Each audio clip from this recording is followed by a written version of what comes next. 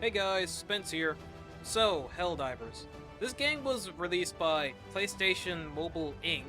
and developed by Arrowhead, who you might remember for the Magicka series 1, 2, and Wars, and the newer Gauntlet game and the Showdown effect.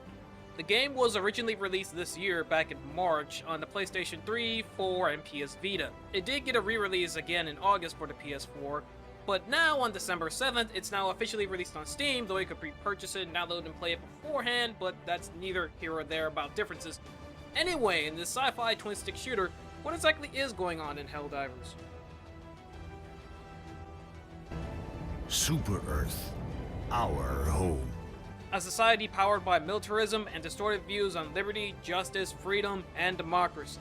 And you work for them as a Helldiver, one of many military soldiers sent to spread liberty, justice, and freedom to all the other planets in the sector. How, you may ask? Yep, democracy at its finest. There is no single-player campaign, so there's no real plot thread that you really follow throughout the game. Instead, there's a large campaign metagame going on that you will be participating in by doing missions. While there is very much so a setting, like when you log in after a while, it will give you a recap on what happened in the game and various reports that you can read up on. These things just really help set up the world, not really bring out any real narrative or plotline going on. After a brief tutorial, you're pretty much given free reign to go wherever you please, at least within your rank restrictions. First, you choose which campaign you're going to take part in. You could choose to fight the Bug faction, you could choose to fight the Cyborg faction, or you could choose to fight the Super Advanced AI Robot faction. Then you choose from which missions that are available on the planet, and once you complete all the missions on the planet, congratulations, you have now liberated a planet in the name of Super Earth. Completing missions will yield you EXP, which you will use to increase your rank and thus allowing you to go to more difficult missions, but liberating planets will give you even more awards, such as more things you can call in on your radio. More on that later. And eventually, with the combined effort of you and everyone else playing Helldivers, eventually your campaign will reach the home planet of the said faction, and then you'll begin attacking that planet, and then if you complete that one, then you get some sort of reward. They're not very clear on that, actually. The only thing I know is that after completing missions during a home planet invasion, the progress bar didn't seem to move, really. This leads to an issue where a game very community reliant, sort of like an MMO, it really begs the question of what will be happening in Helldivers in the coming months. I don't know if the community will fall off in time. Not saying the game is bad, but it is something to think about, especially if you're watching this video some months from now. Granted, if you're watching this video some months from now and it's doing great, I'm eating my own words. But that's neither here or there, so now for actual gameplay! Once you hit planetside, you'll be exposed to the actual control scheme. You can use a controller or a mouse and keyboard, and both have their ups and downs. Well, at least for me. The mouse and keyboard, I'm way more accurate with it, but I can't find the right keys when I need them, like swapping weapons or throwing grenades, and the movement is bunk. Meanwhile, on the controller, my aim is slightly worse, but I actually know what buttons I'm hitting, most of the time. Now, it being a twin-stick shooter, aside from moving and shooting, you can also reload your weapon, which you have a finite amount of, ammunition-wise. Speaking of, if you do reload, you'll throw out any remaining ammunition in that clip, magazine, or cartridge, or whatever you want to call it, you gun nut.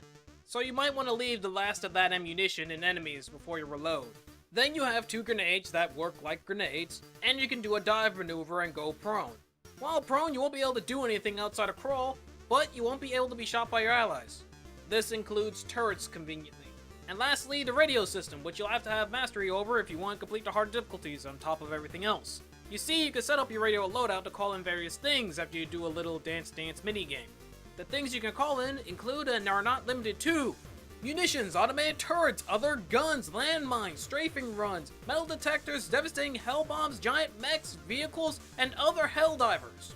Knowing the right radio call-ins at the right times is the difference between smooth missions and sheer frustration.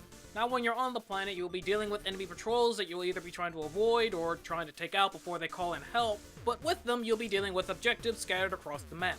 These objectives will vary depending on the difficulty of the planet. Easier difficulties will have you re-enabling Helldiver stations like missile launchers and water supply units. Later ones will have you doing things such as rescuing POWs and blowing up enemy nests and artillery units. As the difficulty of missions go up, so will the variety of enemies and objectives in the missions themselves.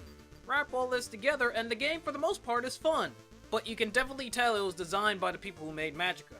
What I mean is, the gameplay is definitely fun, and playing it by yourself it does feel satisfying to complete harder levels, but the game was really designed with multiplayer in mind.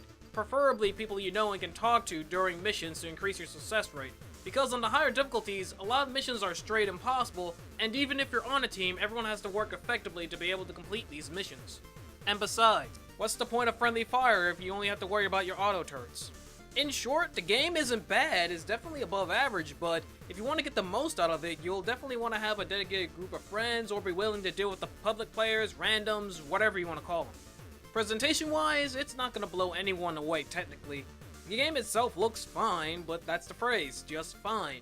Meanwhile, it has a reasonable amount of resolution options, and doesn't have that many graphical options, not that the game is particularly graphically intensive anyway, so Aesthetically, it works very well trying to make Super Earth look like a militaristic dystopia, all the while conveying the idea that you're pretty much glorified cannon fodder. So it definitely follows the Arrowhead philosophy that you are very expendable in the grand scheme of things.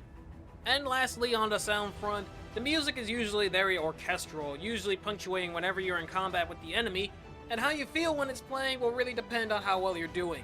If you're having a really hard time but pulling through, it feels epic. Meanwhile, if you're having a relatively easy time and the mission's going very well, it feels a bit more on the cheesy side. The sound effects are nothing particularly special, and there is voice work in the game, namely your soldiers when they're doing their battle cries, namely yelling about liberty and democracy, which is humorous for the first bit, but you tune them out after a while. In short, the presentation is adequate with no real blemishes that I can find.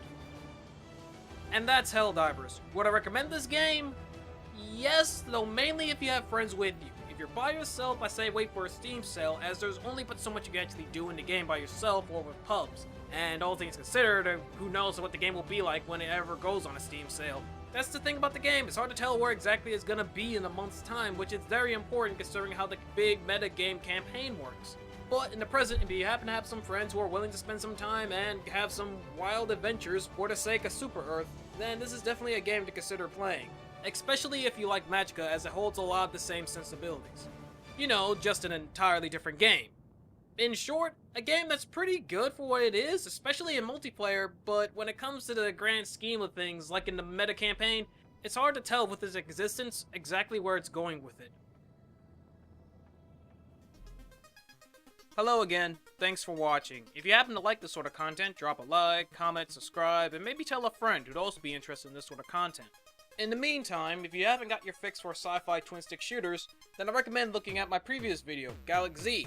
This time you're in space and it's a roguelike, though single player. On the other hand, if you want to be on the ground and be playing with your friends, then I recommend Assault Android Cactus. Though be warned, it's local co-op only.